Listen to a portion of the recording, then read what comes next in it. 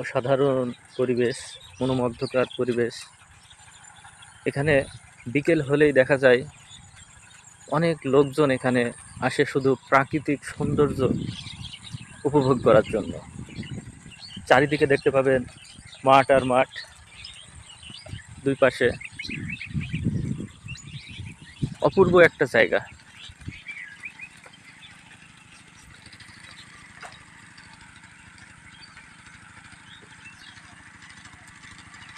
এখানে দেখছেন ফুলকপি, তার পাশে আছে লাল শাক। লাল শাকগুলো সবুজের পাশে যেন লাল, অনেকটা সৌন্দর্য বৃদ্ধি করছে। সবুজ আর সবুজ দুই পাশে। এখানে দেখতে পাবেন খেজুরের গাছ। এখানে প্রতিদিন সকাল হলেই খেজুরের রস নামায়।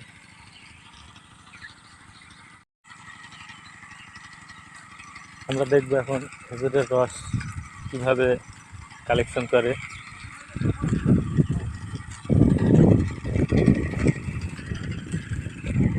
খিলি বাইনবেন নাকি ভিডিও করতে পারি?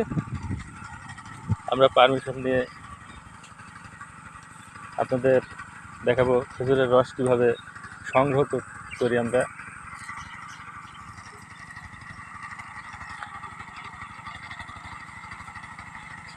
প্রতিদিন বিকেলে কি বাঁধেন নাকি? ও, দুপুর পর আর সকালে নামান?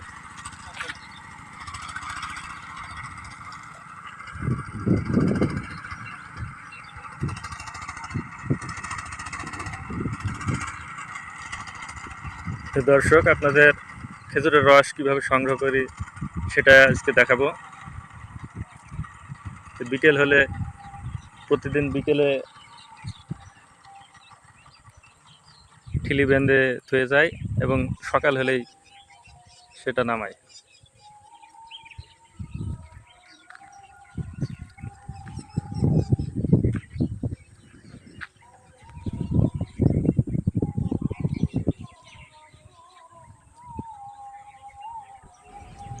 শীতের সকালে এই রস প্রতিদিন নামায় এবং সন্ধ্যাবেলায় ঠিলি বাঁধে।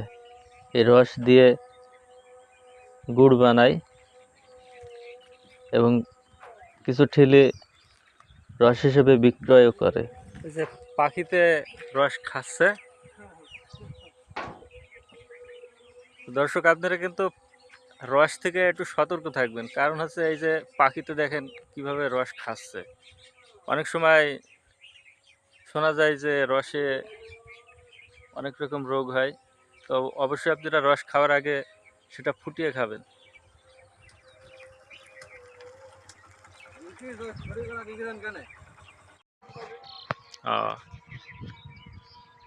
শুকিয়ে গেলে আর রস বাড়ায় না।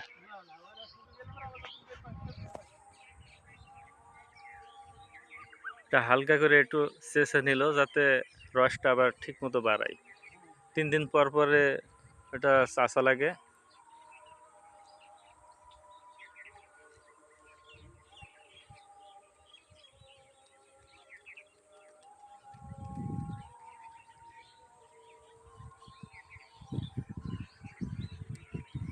আপনারা দেখছেন মেহেরপুর জেলা গাংনী উপজেলার চৌগাছা গ্রামের ভেতরে যে সড়কটি চলে গেল সেই সড়কের পাশে